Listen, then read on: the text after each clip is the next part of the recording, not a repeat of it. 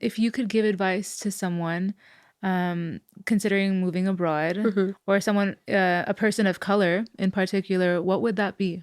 I would do specific women of Yeah. color, because that's we are at the bottom of the pyramid. It's crazy to navigate sometimes. But one thing that I would always say is never ever make yourself small. Do not allow someone else's perception of you or someone else's projections on you to define who you are as a person.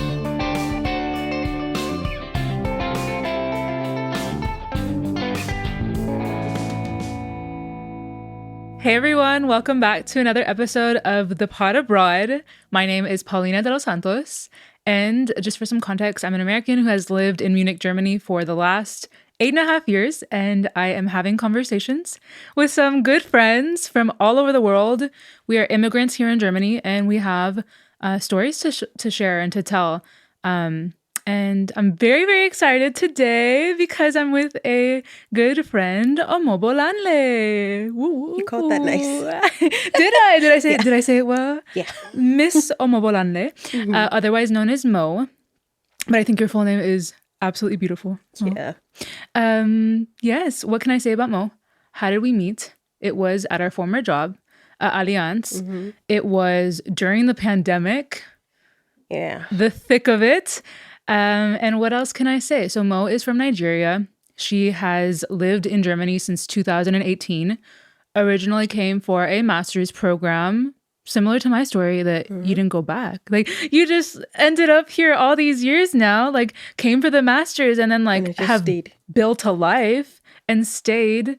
So yeah, what about you, Mo? Take it away. A little bit about yourself. Oh, okay.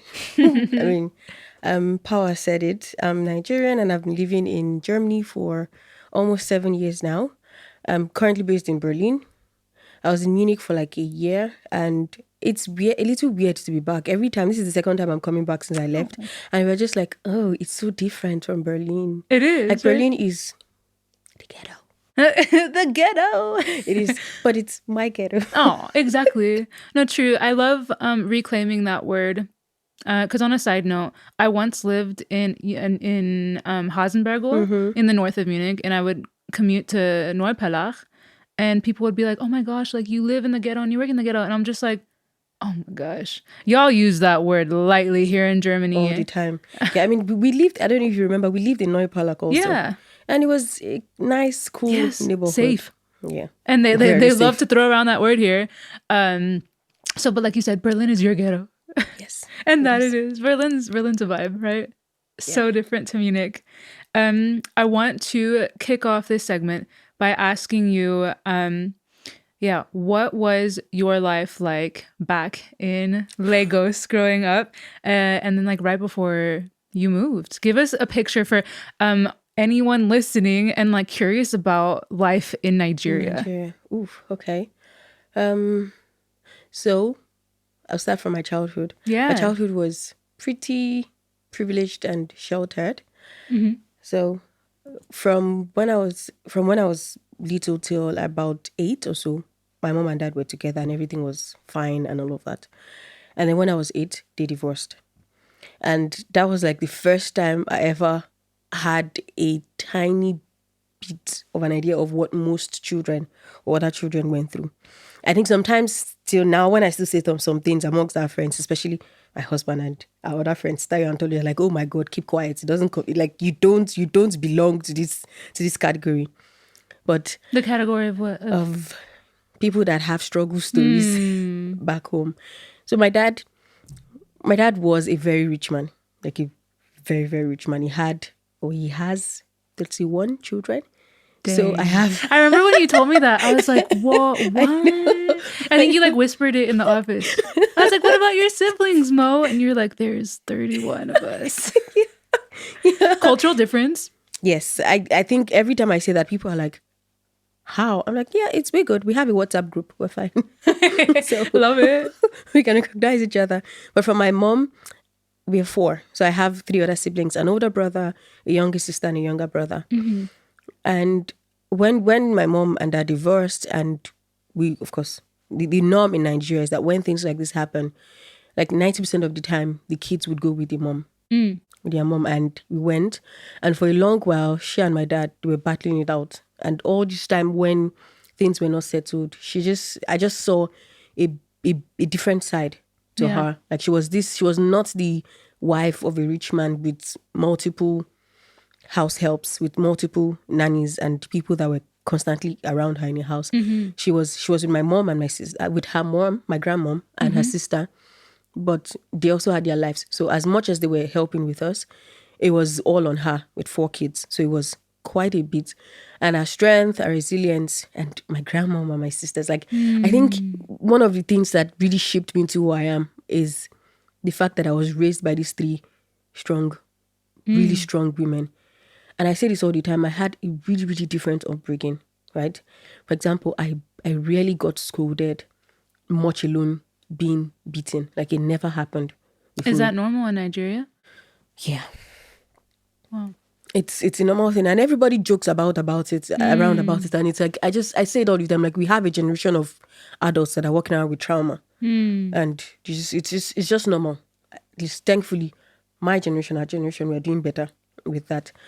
And I remember that at some point we moved to a different neighborhood, and then I kept I don't know, I sort of kept evolving from who I was, the way I was brought up. So I started school in the new neighborhood. I met new friends that had different perspectives from me. People that would, for example, that made me start saving. Before I didn't, because there was no point to me saving my pocket money because I literally got everything I wanted.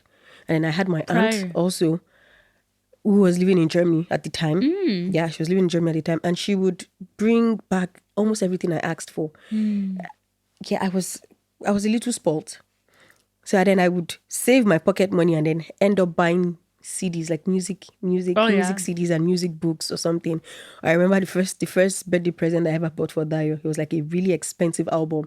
And I think my friends were like, something is wrong with you. But I just, it's sort of, and I think it's part of why I am the way I am right now. Also, material things, I mean, money is really, really good, but it's sort of secondary in a grand scheme of things. And then I went to school, finished my university. I studied English, by the way, English literature. Nice. And I thought I was going to become an author. Really? I had plans. I thought I was going to become an author, but I had this plan, start working at the publishing house first. And I had like a 2-step plan and everything. But Nigeria happens to everybody. Like the economy is so insane that you work at the job you get, not always at the job you want. And as at this time, Dayo, that's my husband friend, whatever he doesn't know. Yeah, true. Dayo was already at Access Bank. It's one of the top banks in Nigeria then, and he told me, just apply for this one. I was like, oh my God, I don't want to do banking.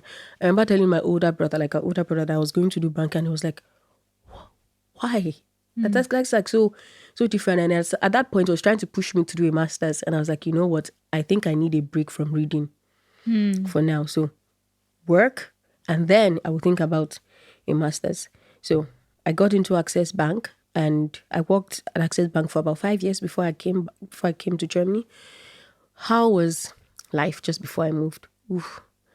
Work was intense, but it was really good money for a 23-year-old. Then I was in Nigeria. I don't know if I have any Nigerian, if any Nigerian listening, I was earning about 270,000 naira per month.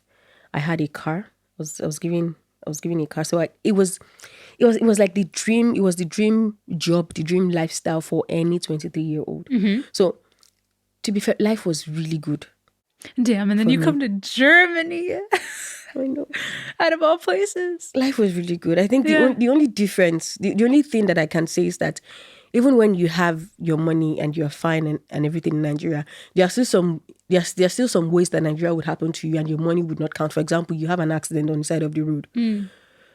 First aid, like it would take perhaps 30 minutes or almost an hour for an ambulance to get to you.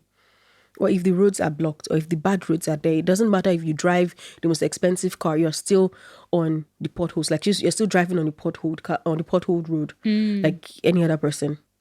So there were so many things, like basic things that's sort of easy to come by here. Yeah, that we don't think about. That we don't really think about here. In Nigeria, it's expensive.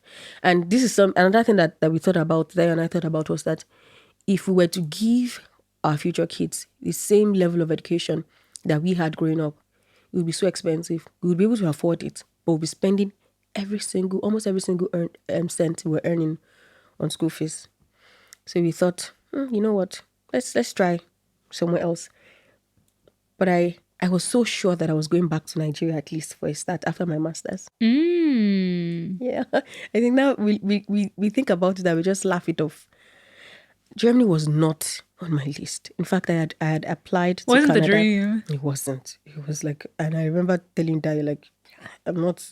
I mean, think about it. When you think about Germany, it wasn't. It The would stereotypes aren't like not, stereotypes, and then you hear the language is like a pain hard to learn. The people, That was not the lie, by the way. Not the friendliest. No, and it's just, it's so different from what we are back home. Like this, Nigeria is a very communal, warm country. Like to a fault, because nobody minds their business. Everybody's in everybody's business. Yeah, which is, it's not bad, but it's like when you're there, it feels a little stressful. But when you're in a country like this, where someone is literally injured on the floor, and people are just walking by, then you miss. You miss having that sort of. They say, that, like, you don't know what you have until it's gone. Until it's gone. And then I came here.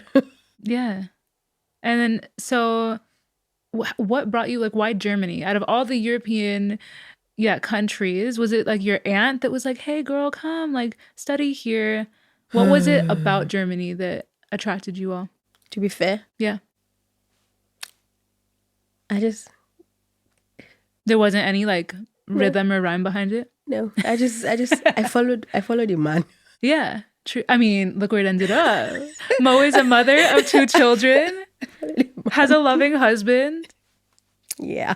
So Dio was the one that was like, no, I'm gonna go study there. Yeah, he went. So Tolut, you remember Tolut, right? Tolut was the first person that came to Germany, and then he told Dio, come on, like, this is really good. It's nice. It's better than having to spend so much money. And I think as at then, US was not even on our list at all. We didn't like the US.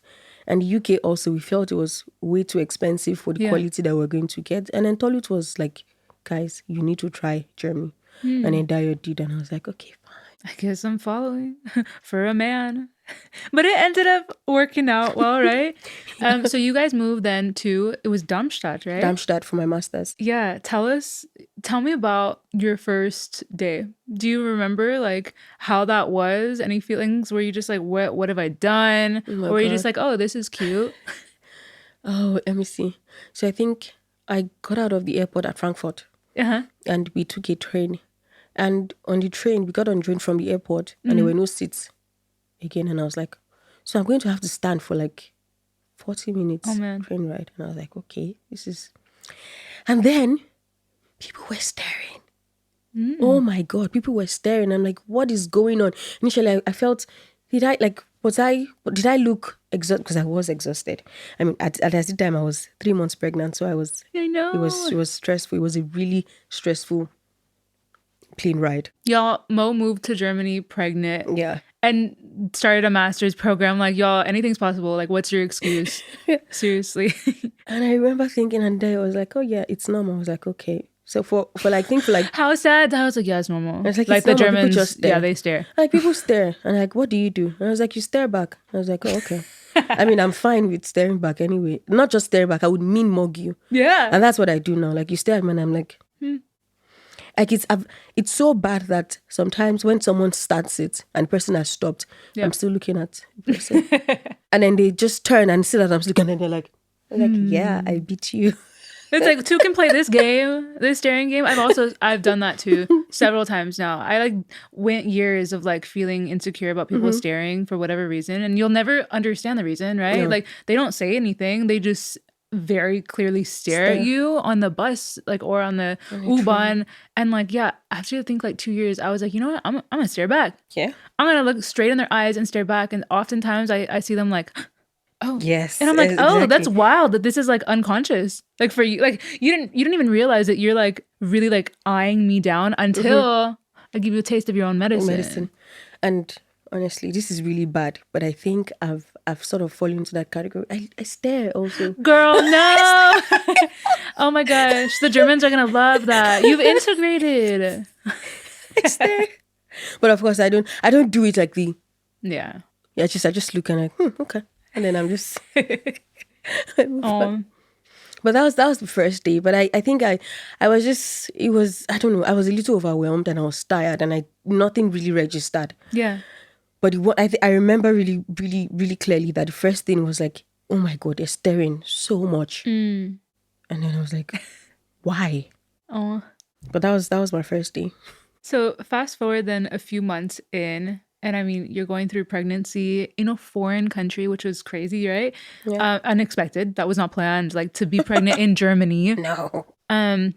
Where was your headspace at? Like being in this country where you're trying to figure things out and where things like were not familiar like they were back at home. I think for me it was a little different because I already had Dio here who had gotten sort of used to the system and I Yeah. didn't need to navigate really a lot on my own. Of course, I had a different experience being a woman, being pregnant, but a lot of the other things like school, like apartment search or insurance or bank Yeah. accounts, all of that, it was easier. Although, like, just because life thought I didn't have enough problems to deal with, I lost my passport the first month. Oh my I God. got here in Berlin. Girl. We had gone to visit Stolz and Tayo in Berlin, and I left. I forgot. I left my bag on a bench, at an U-Bahn station, and I remembered minutes later, but it was gone. Someone took it? Yeah, You the never sad- got it back? No, I never got it back. What? I never got it back. The sad part was there was nothing like I didn't have money inside or anything. It was just my passport. And That's kind of scarier though. it's- Low-key, it's like, I lost my why did you passport. want to keep this? Like, don't I steal don't my know. identity. It just went, and that sort of poured like turned things around a little for us because all of our money was in our blocked account. Yeah. Like in we had pulled all of our money into the blocked account. Yeah. And I needed my passport to Oh, that's the unblock my student account. life, girl. Oh, Yeah. you're like bringing back trauma. Blocked account. Oh I my remember gosh, that. so I much had that too. To get a know. visa, like for some context, guys, like to get a visa in Germany, a student one, back in the day, you had to have like, you had to prove that you had at least like a year's worth of living. For me in 2016, I think that was like 10,000 euro or something. And then you blocked it like as if you're a little child, like in a bank account, and you can only withdraw like 1/12 Oh no, you of that can't amount. withdraw. They release it to you. Oh, that. Yeah, that. Remember, they release it to you like every it was month. released in increments, even though it's your money. Mm-hmm. Like what? Yeah, that was a whole thing. Yeah, I know. So like I said, I didn't need to navigate a lot myself. Yeah. But I think the fact that I was a new student in a foreign country, but also pregnant on top of that, that was a very unique, insane experience that I went through. Oh my God, it was crazy. And for most of that time also I was really sick.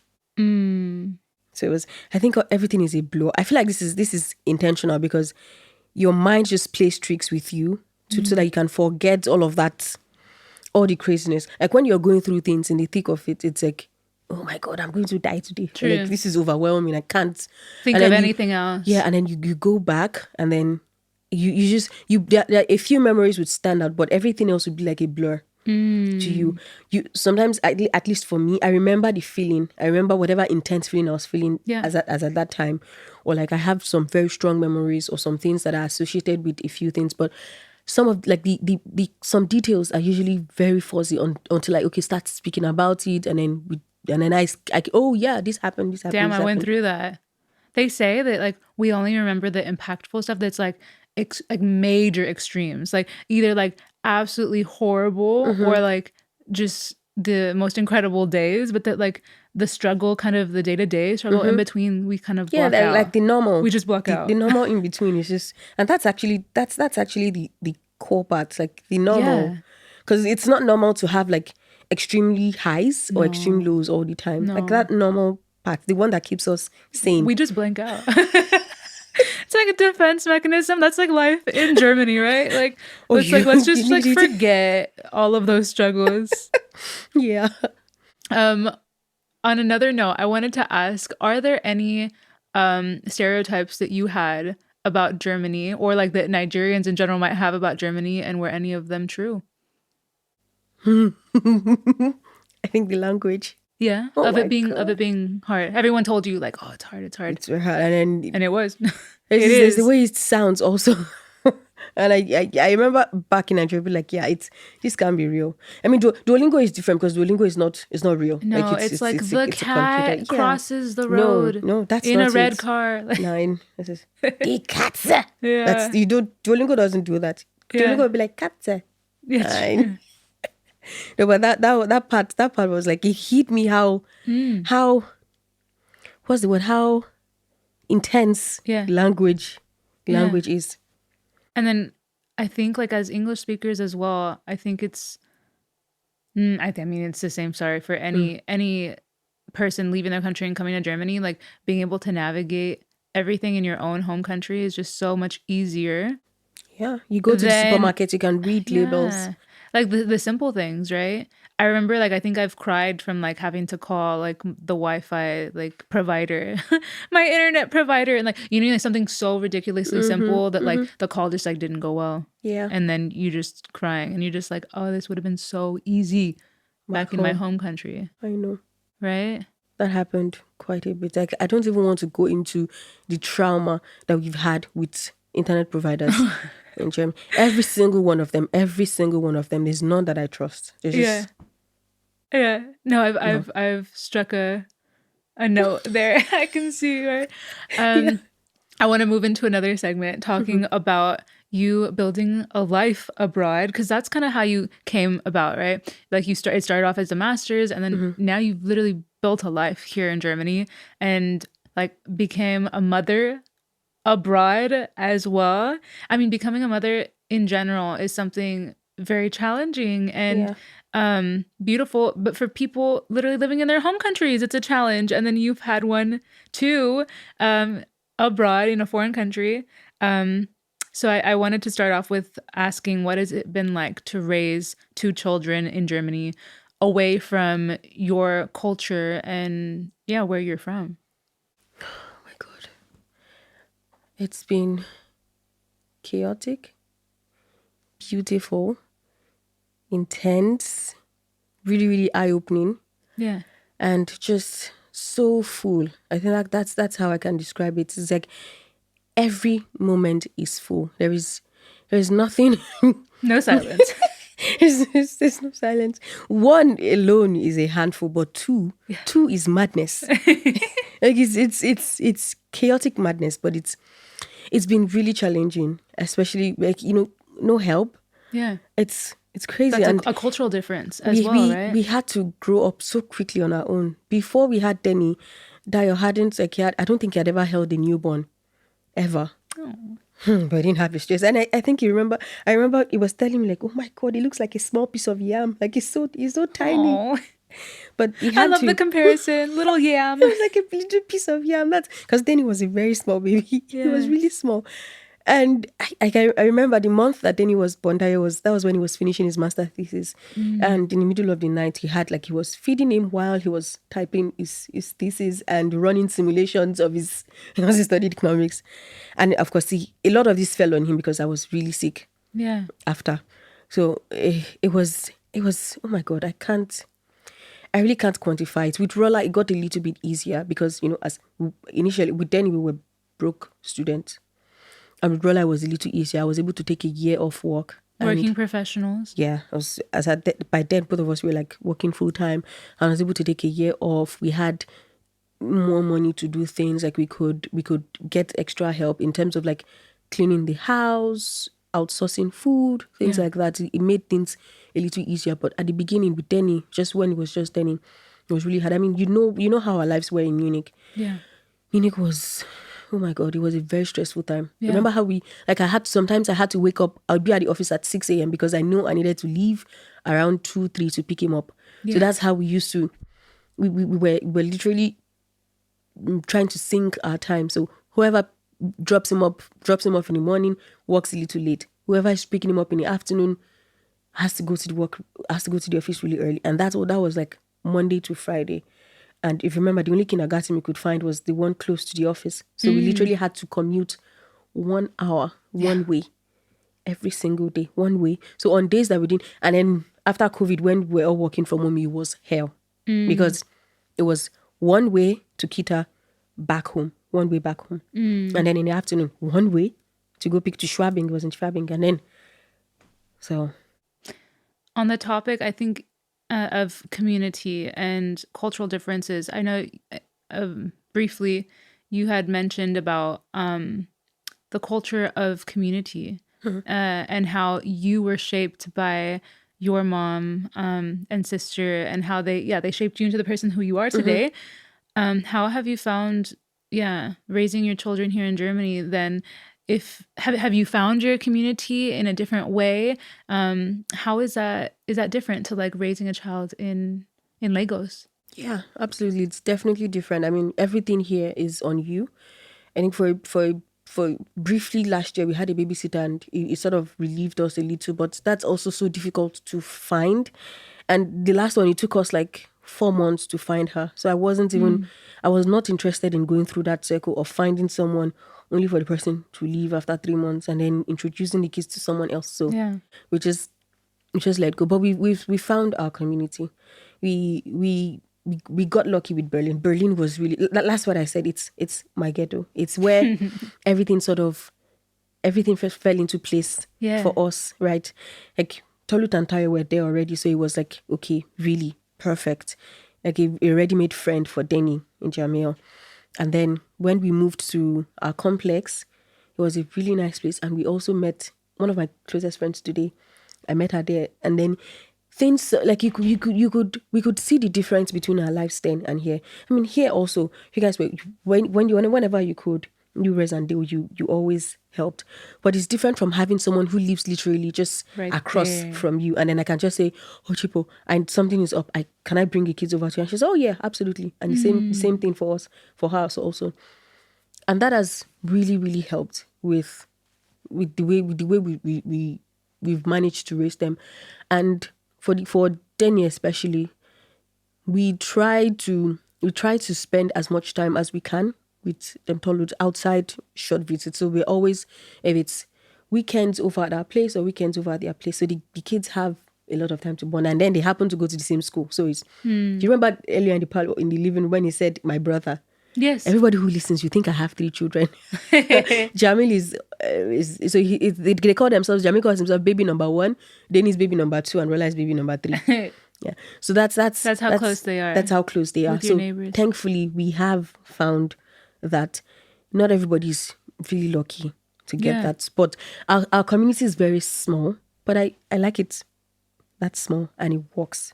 Would you say back in Lagos, the community is much larger? Oh, much larger. Like everyone's involved with everyone's life. Everyone. Like I said, nobody minds their own business. And honestly, I think it's also good in a way because we're trying to raise them different from how we were raised and how some kids are still raised right now. And I think it would have caused quite a bit of conflict if we were still back home with family, for example.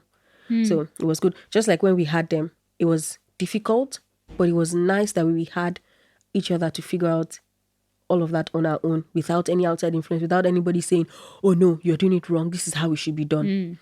So that was a plus side to that. And being that you have been gone now, how many, 6+ years, how do you find yourself staying connected to your Nigerian roots? Oof, a lot of calls.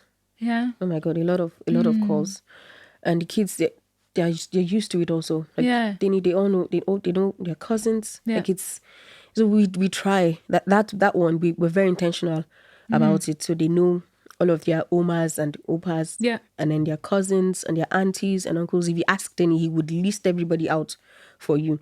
So we try to do that a lot. We are thinking of going back home this year, and he's so looking forward to it. He can't wait. Because last time he was in Lagos, he didn't really remember. He was still so He small. was still young, right? It was not even 3 yet. Okay. So now he's really, really looking forward to it. He's like, I can't wait to go to Lagos. Oh. And we hope that we can, even if it's every year, even if it's just for a week or 2 weeks or every second year, we can go and then try and keep him connected. But one thing we also do, they love music a lot. Both of them love music. And I think Danny would rat out at least 10 Nigerian artists to you. Really? Yes, we try to listen to Nigerian songs a lot of Nigerian songs. I love that. And the food, come on. I know. Yeah, they love the trust food. me, I know. Mo has made the most delicious Nigerian food and vegan options for me. I've been honored, blessed to eat your food, girl. So of course, that's a way to preserve culture and like remember where you're from. Yeah, absolutely. I love that. I want to move more into speaking about yourself as an immigrant here in Germany and ask you that overall in your last 6 years, how has your experience been as a Black woman in Germany? Oh dear. I was like, oh dear. Oh dear. Yeah. I think You're like, how long do we have? It's so like oh my god, it's so nuanced. It's so the branches like the but I think for my personal life, it hasn't been. The thing is, as you know, there's a certain sort of bubble that you're in. I don't know if this is just me, but for a long while, for the first 4 years, we're in a really, really small bubble, in our own expat bubble. Especially because of the pandemic. Yeah, exactly. That really messed Kept the bubble up. tight. Yeah. And then so it was really just very small. So in our personal lives, I don't really, of course there are a few, but most of it is things that I can let go of. Maybe microaggressions here or there. But work-wise, it's been so interesting. And we were talking about this earlier. I remember someone feeling surprised that this was when I just moved that at 26, I had a master's, I had 4 years of work experience, I was married and I had a child. And he was like, surprised. I was like, oh my God, how? And initially I laughed it off. And then I got home and I was talking to him and I was like, yeah, I laughed it off, but so I wonder where it's coming from. Are you using my life as a yardstick of how as a yardstick to evaluate how great or how bad your life is going? Like, do you think that because I'm a Black woman from a third world country, that my achievements should somehow be limited to yours? Like, why are you surprised that I have all of that? And I don't know if it's a cultural thing to sort of take life so slowly, but that doesn't happen in Nigeria. No? Like, we don't, because Tell me more. I mean the average age to graduate university is 20, and that's like the Wow. oldest. Yeah, that's the average age of graduating. And the thing is, so y'all grow up fast. Yeah, we grow up fast. And another thing is, the way it is in the Western world, where a lot of the time you're really independent from a very young age. You're working, you're fending for yourself. It doesn't happen. I didn't work a day in my life until after I graduated university. And that's actually the norm in Nigeria. That's the norm. Like, your parents are responsible for everything. And you're at home, nobody expects you to leave. Even when I was making so much money, moving out of the house was not even a thing in my head. And that's how it is. Like, it's normal for a 25-year-old to still live at home. Wow. And they aren't paying rent or anything. They contribute to the house in any way they can, but it's not obligatory. And that's how it is. So we tend to, like I told you, like that my brother was like, why are you working in the bank? Like, oh my God, we've discussed this, masters. So I was very happy that I decided to go to Germany, because he had his masters in Germany also. Yeah. But this was like long ago, like really long ago. It was in Hamburg. Wow. So he loved that I chose Germany, even though I was like, oh my God, the language is going to stress you out so much. I was like, fine. But that's it. It's not rare for a 25-year-old to have achieved quite a bit. And of course, it's for when you come here and then someone is surprised by that, you're like, why? Like, are you so, is your worldview so limited, so small that you only believe whatever crap garbage that white media feeds you? And you're fine to you're fine with holding on to that because it's sort of it's in sync with what you have in your mind, and anything that is different from what you think is the norm surprises you. I had to deal with that.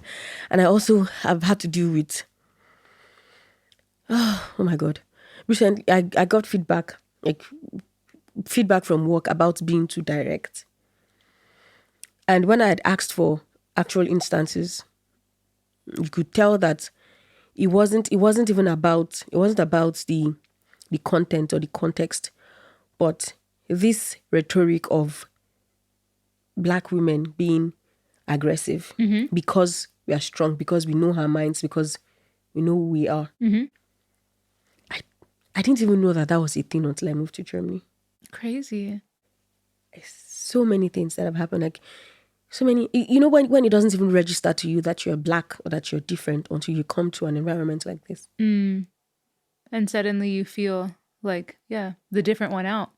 And because it's different for African Americans, for example, because that's like it's something that the US has always grappled with.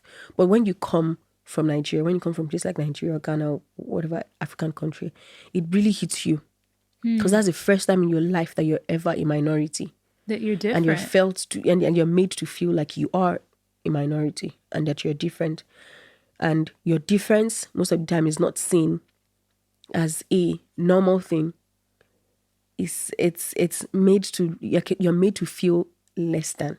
And you have so many times where you're just like, things would happen and then you just have to think so hard. Okay, is this person being racist, or is the person just being ignorant, or just and I got, or sometimes both, or just insensitive. And I remember I just said to myself, like, after a while, like after a year or two, I'm like, I'm not educating anybody. It's not my job to educate you. Like, it's come on. It's the 2000s. It's 2000s. Like, you can literally find anything you want to find if you search hard enough. You don't even need to search hard enough. Like, there's so many resources. Silly questions. I remember someone asked me if we had internet. No. Yeah, in the university. That's ridiculous. I was like, no, we don't. You're just like playing with them back. And I was like, no, we don't. I flew on a broom.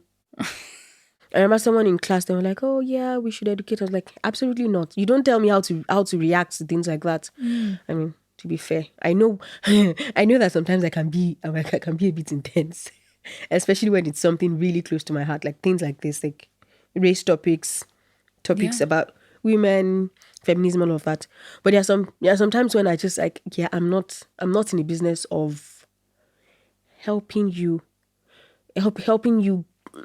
get the knowledge that you should have, because you're also putting that on me, on you, on top of the fact that I have to deal with your insensitivity. I have to deal with your bias. I have to deal with your discrimination. You're also then putting the job of teaching you on me. No, it's not happening. I just don't. On the topic of assumptions, because you said that like you didn't even know that these assumptions existed before you're actually experiencing them in real time. What are some of the things that people here in Germany assume of you as a Nigerian woman that you wish they wouldn't? Oh, yeah. Oh, I think sometimes, okay, this one is more ignorance. Like, sometimes I'm like, I'm from Nigeria, and they're like, oh, are you a princess? What? Okay. Where did they get that? I'd be like, no, I wish. I'd be like, I would not be here. I would not be here. And it's also this. Interesting. So Germans have been like, oh, are you a princess? Yeah, because what they see on, like, it's just. I honestly, sometimes I struggle to understand where some of these assumptions even come from. I think maybe someone watches one thing somewhere and then decides, oh, you know what, that has to be the way the entire country is. Like, everybody has to be princesses, and then someone else will assume also that if you're here, because I mean it takes quite a bit of money to migrate the right way, and if you're here, it has to be that your parent is probably a corrupt politician. No, my dad was Wow, not a you've gotten politician. that? What? That's wild. Yeah, my dad was not. He was not a politician. He was just a businessman. You know what's crazy is that these are probably people who you're also like meeting for the first time, right? Like, Always. this never comes from people like close to you. No, Like, no, no. Always. the audacity. No, no. It's always people you meet for the first time. This one happened just on Sunday, at my small edeka. It's like, oh my god, are you a princess? I was like, I wish You're like, well, if you're asking my husband, I am one. yeah, But that's that, and then the crazy notion that the entire population are scammers. Come on, it's a country of over 200 people, 200 million million people. people. Of course, there would be bad seeds Yeah, everywhere, but you can't just assume that because there are some people that do this, then everybody in the country has to have some sort of fraud money. Yeah. If you're not a fraudster, then you're the child of a corrupt politician, and that's why you can afford the things you can afford. Oh, you must be a princess then. all Like of there's no those. in between. Yeah, no, all of those are incredibly dismissive of all the actual, genuine hard work that it's taken for you to get here. I know. And they're like, okay, no, there must have been another way. There has to be. It has to be. It's like they try to look for a logical Yeah. something that an explanation that feels logical in their minds. Yeah. And No, that's rough. I want to move into a third segment, all about growth and looking forward. And I wanted to start off by asking you, what has living abroad taught yourself that maybe you wouldn't have learned otherwise back at home? quite a bit. So I think the first thing that I always say is the ability to be able to navigate different cultures. That is such a big gift that you don't know. Right? I remember my first job ever. I had to deal with people from Philippines. I had to deal with people from Brazil. I had to deal with people from, I think, Americas. We had Europeans, a lot Yeah. of Germans, Yeah. and everybody was so different. Like Different. it was sort of like if I needed input from someone, the way I would ask the person from Europe was not the same way I would ask the person from Brazil. Yeah. Right. It was such a eye opener. Yeah. And if I had stayed back home, that would no. Yeah. I mean, Nigeria is rich culturally, Yeah. but we are still sort of very United. united and similar. But here, it's like literally people from different ends of the world, and somehow you have to coexist Yeah. harmoniously. So that part has been really, really great for me. I think the second part also that has sort of liberated me is this. So I mentioned earlier that Nigeria is communal, right? But it can also be communal to a fault. So when a part of your community is literally sucking the life out of you, you are not allowed in any way to cut that person off. Ooh. Yeah, it doesn't You like happen. have to keep the You just stay there. It's like you're like a Yeah. punching bag that you never move, no matter how many blows are thrown at you. thing. And being here, one of the things that I just let go was like, yeah, nah. I don't have to follow that anymore. No, You can I pick don't. and choose parts of your culture that you choose to Yes. accept and take with. And like Yes. also like I think growth is leaving behind the bits and pieces that you don't want to. Exactly. And I do what works for me and my family and my life and where I'm at and my sanity, my peace of Yeah. mind, my mental health. Yeah. And I just go with it. And I sort of it got to a point where I'm like, I'm a grown ass woman. You're like, "Oh wait, I can decide for myself." And whatever I choose to do, I choose to do. Yeah. That's So a beautiful thing. that part that was really good. Have there ever been moments in Germany that you felt like you're done? Like you just want to give up and go back? Yeah. During COVID, we were this close to going back. We were very close to going back. Because What kept you going? Denny, really, because I mean was the one we had, and I just kept thinking like the only reason we left was because of him, even though he wasn't in the picture then, because just we knew that we wanted to have children, Yeah. and we're just thinking, yeah, I don't think I want to raise a child in this environment. It seemed Yeah. and So this was- foreign. we just kept thinking, you know what, like we're doing the best that we can for him. We're giving him opportunities that we don't have. He gets to speak, like he gets to speak several languages. He gets to be in a place where he can really, really grow and be what he wants without any conformity to what, because Nigeria can be, there's a sort of, I don't know how to put it, like conformity. It's different now a little, but it's still there. Like so many stereotypes. For example, I remember, Danny we used to braid his hair, and I remember it took people quite a bit of time to get used to the fact that we were braiding his hair and it was staying. Because it wasn't not here in Germany, back home. In Germany, it's back nothing. home. Yeah, back home. Like they had something to say about it. Yeah, they did. Really? And after like 2 or 3 times that of me and Dio shutting them up, everybody just accepted it. So they still kind of wanted to have their hands on the situation over here. They do. Another example, for example, we haven't, Rella's hair is not pierced. That's not normal. Her ears. My ears are not pierced. That's not normal. Back home, they pierce it on the day the baby is born. The same thing in like the Tex-Mex culture. Yeah. It's like they're born, birth certificate, like immediately ears. Like, ears are pierced. And people keep, why? Like I remember till now we still get questions. I'm like, when she wants it, she'll let me know. And I'll do it for her. But those are the type of things that it would have been much difficult. Yeah. On the topic, because you mentioned Rolla, because Rolla and Denny are Mo's children. What hopes do you have for them growing up here in Germany? Oh man, that's a very loaded question, because currently I'm very, very torn about it. Yeah. I think uncomfortable is it's a very tame word for the way I've been feeling for the past year. Because it seems like ignorance, racism, discrimination is becoming intolerance, hate is becoming so rampant again in Germany. That's not a place I want them to grow up in. No. And I'm so afraid, because the world is, like, the internet right now is crazy. Oh yeah. We decided, for example, that both of them, no social media or smartphones until at least 16. Yeah. Until when they're able to actually process, like their brains are able to process and understand consequences and the type of exposure they are putting themselves to be on the internet. And that's just one of the many things that I'm worried about for the future. But I also have a little bit of hope in the upcoming generation, that we have people that can fight and then be like, pave the way and be like role models, be the light and be role models for the age group of Denny and Rolla, so that they grow up and they see that, and then they are inspired to contribute as much as they can to make the society or the world a better, safer place. Yeah. But right now it's still up in air. If you had asked me this question 3 years ago, I'd have been so full of hope. But currently it's just the...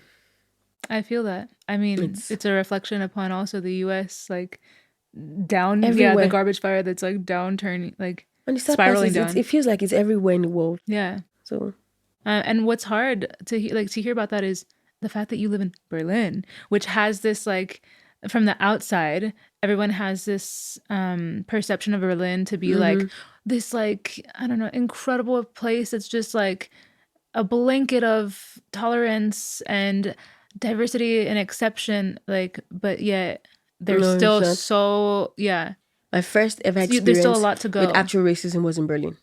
Wow. Yeah, that never happened in Darmstadt or Munich.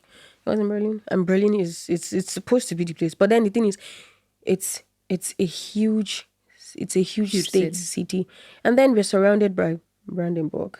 Yeah. So it's also the area, and this is one thing that is, so you want to, like, as a visibly black family, right? Yeah. Visibly foreign family. There are some places that you would prefer not to live within in Berlin. That's not a thing in Munich. You can literally live anywhere you want. Interesting. But in Berlin, you have to think really well about, like, the voting statistics of that. I mean, I don't know if everybody does it, but I do it a lot, because I am very concerned about my space. I'm a homebody. I love being at home a lot. And I need to feel comfortable in my environment. I need to be able to take my kids to the playground and not feel like I'm going to encounter craziness. Yeah. I can deal with it, but when it's directed at my children, yeah, I don't want to end up in a police station because I would. Yeah, I know you would. I have no doubt, girl. You're a fierce mama, ready to defend your children. So, but it's Berlin is. But don't get me wrong, it's also really beautiful. Of course. It's a very unique Two things can be place. two things can be true at the same time. Yeah, right? absolutely. Life in Berlin, do you feel like you've cultivated a forever home? Forever is such an arbitrary word, right? I know. Or does it feel still more temporary? I know you said that like once you guys thought about moving to the UK perhaps or somewhere else. Where's that at now? I think for now it's our home. I think if you remember before, we never actually talked about getting the citizenship. We're not interested in it. True. Well, it's like I don't know if it's because of Berlin, or if it's because the whole time in Darmstadt and that I was in Kiel and in Munich, everything was still sort of transitional. Like as I think we're still students, nothing was permanent. We're still struggling from contracts to contract, and then And everything that's so was many cities. I know. Like Kiel, Darmstadt, Munich, Berlin. So we've sort of hit the whole Germany tour. Yeah. But Berlin is really it's actually become home. Yeah. For us. It's really become home. Like you know, when you live in a city already that you know the streets, you know like the Bezeks, you listen to jokes about the city and you get it. That's like it's a feeling that it's difficult to let go of. And like Tenny's in a fantastic school. So I think it's we are staying. Yeah. No, that's beautiful. Berlin. That's a silver lining that like despite all the challenges, like you've built community, you have made a home, and that you guys are happy at the moment. We are. That's a beautiful thing to hear. If you could give advice to someone considering moving abroad, or someone, a person of color in particular, what would that be? I want to talk to, I would specific women of color, because that's like, we're at the bottom of the pyramid. It's crazy to navigate sometimes. But one thing that I would always say is never ever make yourself small. Do not allow someone else's perception of you, or someone else's projections on you to define who you are as a person. It's so easy to get caught up in, oh my God, this is just, I'm here, I'm grateful to be here, I'm just going to put my head down and do everything easily. But no, like, be authentically yourself. And I think another thing with Germans is that directness. That's the part I love the most, because I'm a very direct person also. And that was the easiest part. I know some people struggled with that culture shock, but me, no, it was like, you're like, yes, finally. Yeah, absolutely. Yeah. And the thing with Germans is you really have to be direct, right? If someone says something or does something that you don't like the first time, tell them. Don't take it and be like, oh my God, okay, fine. I don't feel too. It's not so bad. And then the second time it happens, the third time it happens, and then you're like, oh, now I need to explode. And then you feel sad. You feel upset because the person doesn't realize why. Like, oh my God, but I've been saying this and you never told me. That's just one small example. Yeah. But never, ever, ever make yourself feel small. That's absolutely beautiful. Yeah. Mo, I'm sitting here completely inspired, because I had moments also when I first moved to Germany where I would wear red lipstick or whatever, and people were like, are you going to a party? And I literally so then like for like 2 years I wouldn't wear red lipstick because someone had told me that, and like I just felt like I was losing a bit of who I was, and like my culture, and like my expression. And I luckily a few years ago, pandemic time, like I feel like that was a moment where I was reclaiming that, right? Of just like, not forgetting who you are, not making yourself small. I think it's like Germany is such a country where like immigration, in a way that like to immigrate, you want to like, I don't know, blend in. I'm never like, blending in. You don't have like, I honestly feel like you can respectfully immigrate here and still stand out. Exactly. And like literally still remember who you are. And I think that's something, so important for many people to hear. Like, don't lose yourself. Don't. Seriously, because like that's what makes you and you. From the start. Like it's going to be difficult, but if you have it consciously seared into the back of your mind. Just always approach all of your interactions that way. And Absolutely. I want to finish off with a few this or that's to end this episode. So I will start with asking German Milchreis, which, okay, girl, yeah, I already know the answer, or Nigerian jollof rice. Nigerian jollof rice every single time. Have you had milk rice? 9. No? Okay. It's not that bad. It's pretty good. But you're like, no. Jollof rice every day. Jollof rice. A Berlin winter or Lagos traffic? Berlin winter. I don't care. Give me -20 in Berlin. Really? So like Lagos traffic is just Jesus, like, no, absolutely not. the worst. Absolute worst. Big city life or small town peace? Or both? I'm a big city life girl at heart. Yeah. Like even Lagos, it's big also. True. Berlin's like small for you in comparison. Yeah, I mean, yeah, that's true. But I think a little blend of both. Maybe not. I can't do Dorf life. Like no. True. But maybe that's like an extreme. In between. Like, the Dorf is the German village. Yeah, and like that's maybe in between. But if I had to pick, I would always pick big city. City girl. Yeah. Street food, like in Lagos or beer gardens. Street food in Lagos. Ooh, tell me more. What do you miss? What's your favorite thing to get off the street? Now? Roasted corn. Ooh, oh my gosh, where I'm from, like we also have like corn stands. Like there was a corn man that I'd go to every day. Like roasted corn with crispy, fresh coconut. Ooh. Fried sweet potatoes. Ooh. Fried yams. Yeah, love that. Yeah, the beer gardens. Street food. Yeah, they just don't. I mean, they're nice. They're nice. Really nice. Their vibe is nice. They're nice for what they are. Very nice. But when you compare them, hands down, Lagos street food. Ooh, okay. And then my last and final question would be Nigerian spice or German salt and pepper? I thought I'd make you laugh. Oh my god, it's not even a question. I love that. Period. Nigerian spice all day, every day. Yeah. Y'all, you guys, if you take anything from this episode, please go try Nigerian food. Please. It is exquisite. It's so delicious, like flavorful. German food just could never. Could never. No, I'm sorry. Mo, thank you so much for your time today. I had so much fun. I did too. Thank you for sharing. All of this. I mean, I don't even know where to start. I wanted to like pinpoint something, but I was like, no, thanks for sharing everything.